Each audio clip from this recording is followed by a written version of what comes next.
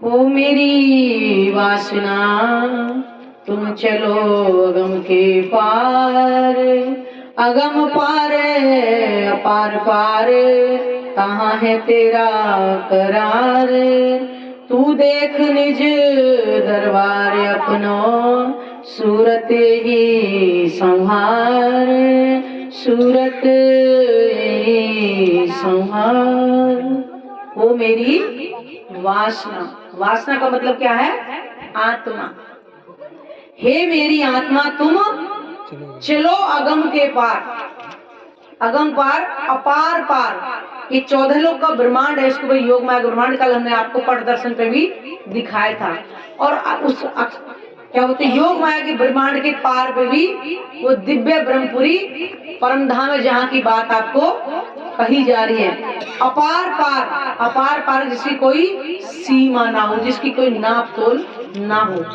जिस संसार में बैठे हो इसकी नाप तोल भी आपके पास में नहीं होगी। और ये कैसे एक इशारे से करोड़ों ब्रह्मांड बन जाते एक ही पल में, और बनते कहां से? जहां की बात हो रही है उस अगम पार अपार पार परम धाम की बात आपको बताई जा रही है। अगम पार पार कहाँ है तेरा करार। करार का मतलब सुख, चैन, आराम। इस संसार में किसी के पास सुख नहीं है। कोई है इतने बैठे जो हाथ खड़ा करके बताए कि मेरे पास सुख है, यहाँ पे चैन है, कोई आराम है किसी के पास में? मुझे तो नहीं लगता शायद कोई है। तू देख निज दरबार अपना, निज मतलब अपना, दरबार रहने का स्थान जहाँ हम रहते हैं। सूरत ही समार, अपनी सुरता को कहा? परम धाम में लेकर के जा। सुंदर सा जी यहीं बैठे बैठे अपनी सुरता के द्वारा परम धाम के 25 पक्षों का विचरण करके आ सकते हैं। लेकिन 25 पक्षों का भी ज्ञान ही नहीं है तो विचरण कहाँ से करेंगे? परम धाम के 25 पक्ष हैं, जिसमें हम ब्रह्मात्मा अपने धनी के साथ में लीला विहार के लिए जाते हैं। कहाँ? 3 बजे का समय लिखा, 3 बजे सुखपाल अपने आप ही रंग महल से लग जाते हैं और उन सुखपालों में बैठ करके हम घूमने जाते हैं। मन वेगी बहनों, अपना समय व्यर्थ कर रही हो, इधर धन लगाओगे तो कुछ सुनाई भी मिलेगा।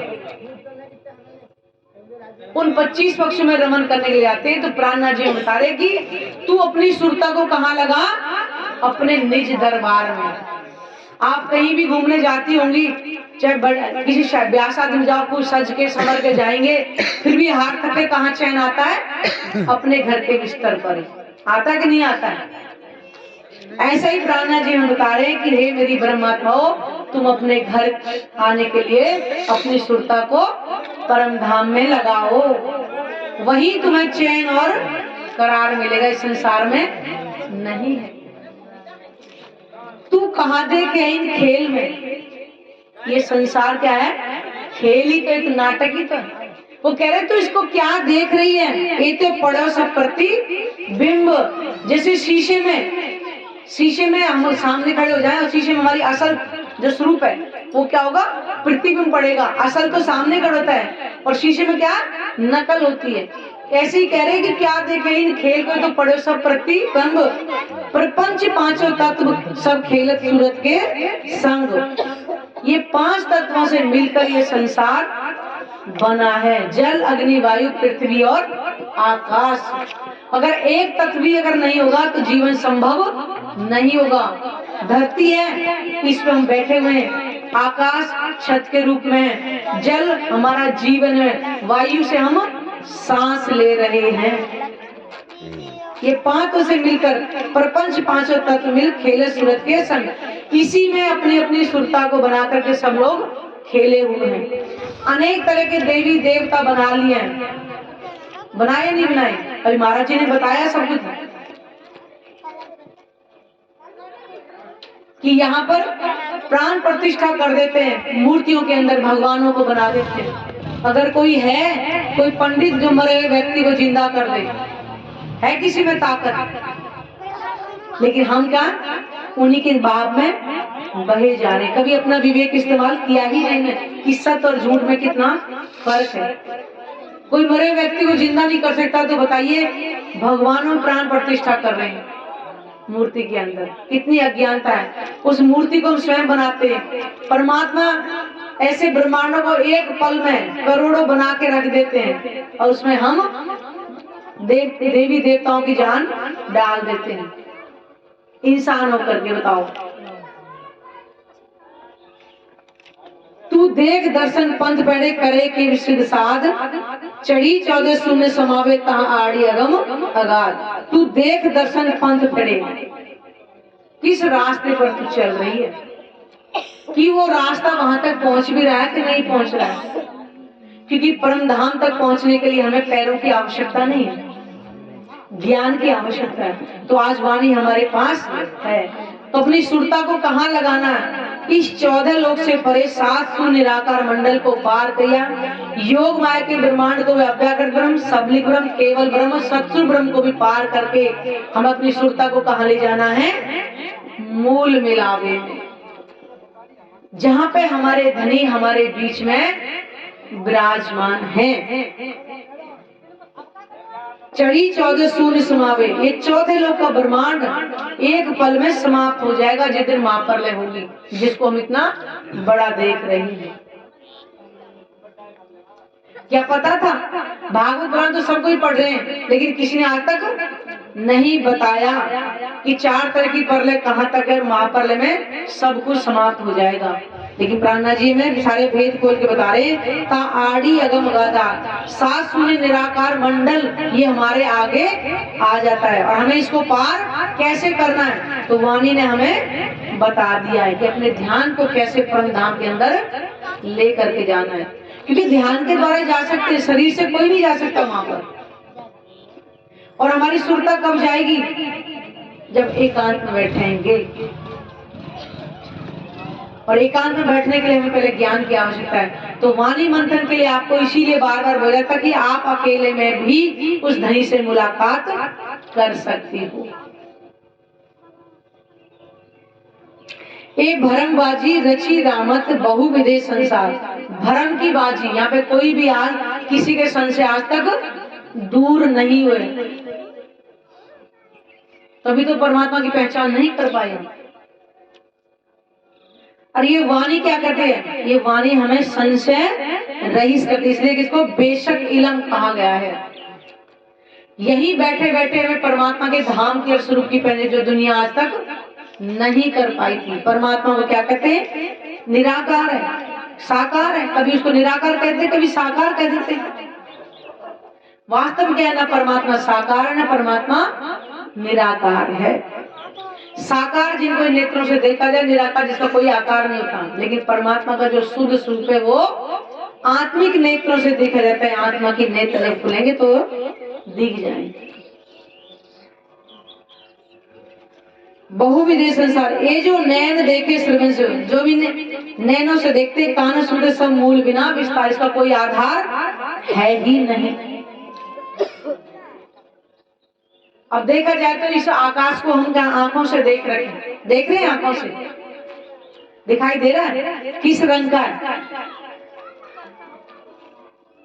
जैसे हमें किसी ने बता दिया, हम उसी के पीछे ऐसे दौड़, हम अपनी कभी बुद्धि को नहीं लगाते। और ये 5 तत्व भी नहींगे तो हम कहाँ जाएंगे, इसका कभी विचार किया है? महाप्रलय के समय कुछ भी नहीं बचेगा, तो उस समय हमें कहाँ जाना है। तो वो वाणी से हमें पता चला कि हम अपने धनी के अंदर ही समाहित हो जाएंगे। क्या दुनिया के जीवों को पता है कहाँ जाएंगे? नहीं ना। गीता सब कोई पढ़ रहा है, उसी गीता के अंदर लिखा है, आत्मा के बारे में लिखा हुआ है, जीव के बारे में लिखा हुआ है। जीव 84 लाख योनियों में घूमता है, कर्म के अनुसार से अगला जन्म मिलता है। उसमें इतना भी लिखा है कि अगला शहर, अगले गांव, शहर, व्यक्ति भी उसके जीव के अनुसार ही उसे मिलते हैं। और योनियां भी कभी सत्पुरुष के रूप में, कभी देवी देवता के रूप में, कभी कीट पतंग के रूप में, तो कभी खटमल के रूप में। ये जीव को योनियां मिलती हैं, लेकिन आत्मा ना जन्मती है ना मरती है। तो फिर वो आत्मा है कहाँ से, इस खेल को देख रही है? यहाँ तो सबका जन्म, सबका मरण हो रहा है। तो प्राणनाथ जी ने आकर बताया कि वो ब्रह्म आत्मा है, परम धाम के अंदर इस खेल को बैठी देख रही है। किसके माध्यम से? इन जीवों के माध्यम से।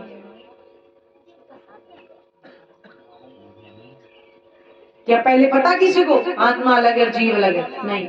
आज भी संसार वाले, वो अनिरुद्ध आचार्य हैं जिनके बारे में सिकंदराबाद में वार्तालाप हुई थी, वो व्यक्ति को एक बता रहे हैं, वो बहादुरगढ़ का व्यक्ति था। उन्होंने पूछा महाराज जी जीव और आत्मा एक ही है अलग है? कह रहे नहीं एक ही है। वो महाराज जी को इतना भी नहीं पता है, और वैसे वो बड़े भागवतकार हैं।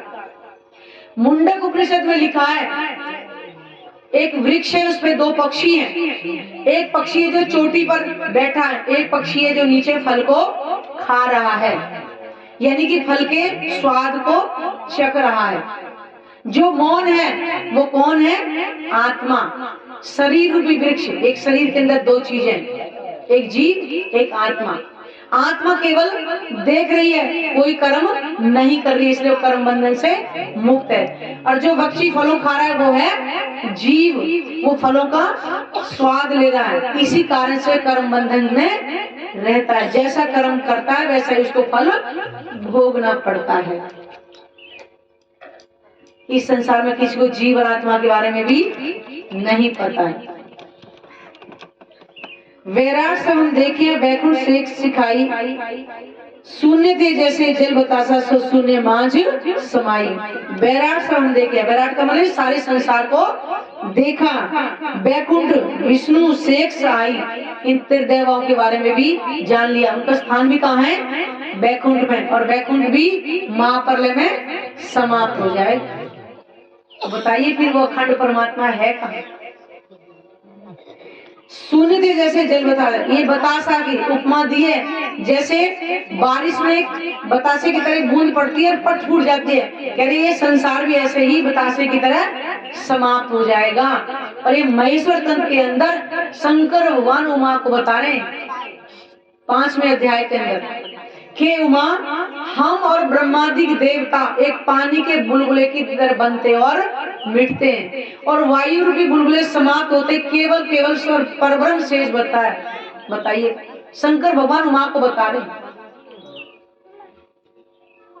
क्योंकि महाप्रलय में केवल परमात्मा ही शेष बचता और कोई बचता ही नहीं। तो उसके लिए शून्य जैसे जल बतासा सो शून्य मांझ समाई, जहां से इसकी उत्पत्ति हो वही सब समा जाते हैं। और आज प्राणनाथ जी हमें तारीख कि तुम बैठी परम धाम के अंदर इस खेल को देख रही हो। ना तुम्हारे यहाँ शरीर आया, ना तुम्हें यहाँ से शरीर से जाना है, केवल हमारी नजर आई है और परम धाम के अंदर ही बैठे इस खेल को हम देख रहे हैं। तो इसी सारण से सुंदर साथ जी जब हम वाणी पढ़ेंगे तब हमें भेद खुलते हैं। तो हाँ, नहीं तो हम भी तो इसी संसार में थे, लेकिन वाणी मंथन हमने किए, धर्म ग्रंथों को अंदर पढ़ा, तब हमें सारी पहचान हुई है कि हम परमधाम के अंदर इस खेल को देख रही हैं। तो सबसे पहले में आत्म भाव लेंगे, परमात्मा की भक्ति आत्म भाव के द्वारा ही, शरीर भाव से कभी नहीं हो सकती। तो वाणी मंथन और चितवनी, इस दो के अलावा कुछ भी करने की आपको आवश्यकता नहीं है। बोलो श्री प्राणनाथ प्यारे की जय, सतगुरु महाराज की जय।